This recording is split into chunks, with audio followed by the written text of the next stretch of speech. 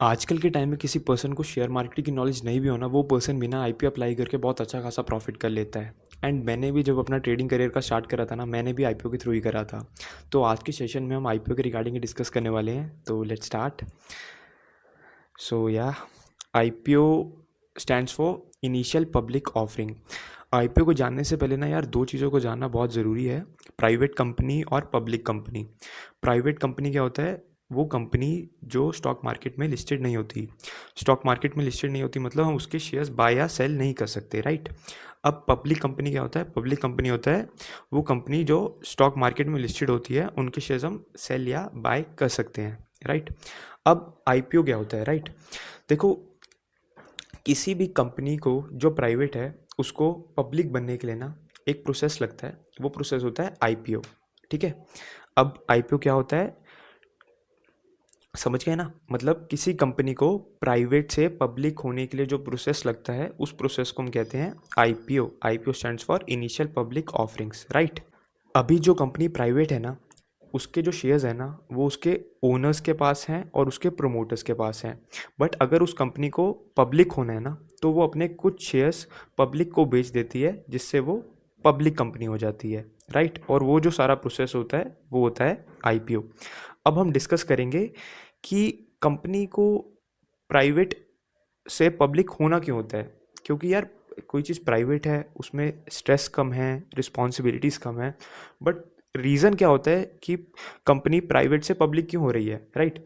देखो यार, मेन जो रीज़न होता है ना, वो होता है कैपिटल को रेज करना। और भी रीजंस होते हैं, मतलब डेब्ट का रीपेमेंट करना, असेट के लिए, ब्रांड विजिबिलिटी के लिए, काफ़ी सारे रीजंस होते हैं। बट जो मेन मोटिव होता है ना, वो होता है अपने कैपिटल को रेज करना।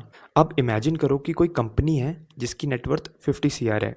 नेटवर्थ 50 CR मतलब उसकी बिजनेस वैल्यू 50 CR है। अब उसको ना कोई नई फैक्ट्री डालनी है, जिसके लिए उसको 5 CR कैश की रिक्वायरमेंट है। अब ज़रूरी नहीं यार कि उसके पास वो 5 CR कैश अवेलेबल हो। तो उस कैश को अवेलेबल कराने के लिए ना उसके पास दो तरीके हैं।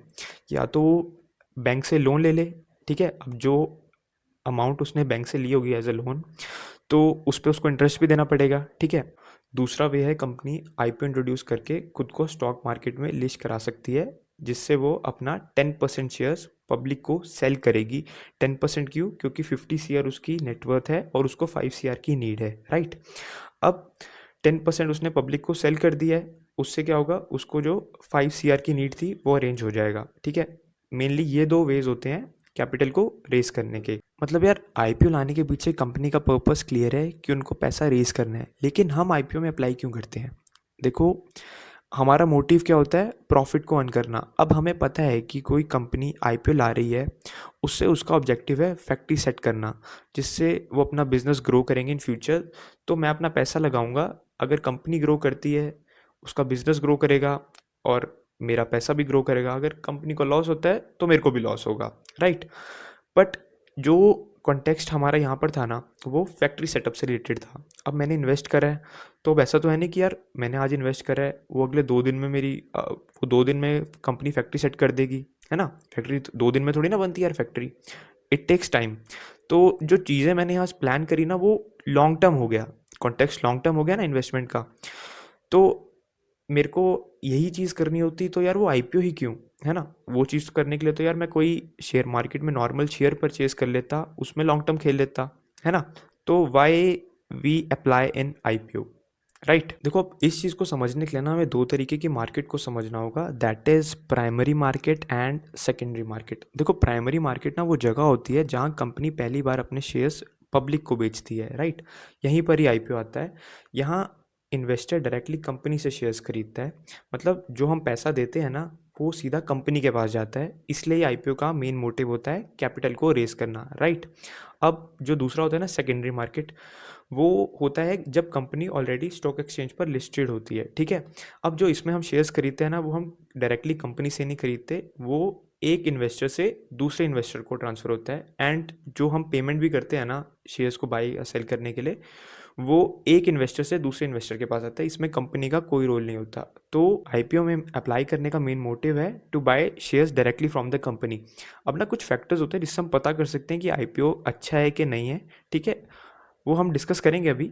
बट अभी के लिए आप ना सोचो, दो फैक्टर्स हैं, वैल्यूएशन और बिजनेस। वैल्यूएशन फटाफट बता देता हूँ, डिस्कस करेंगे वैसे हम आगे। बट सपोज करो कि कोई 10 रुपये की चीज़ है, मैं आपको 50 रुपये में बेच रहा हूँ, तो क्या आप लोगे?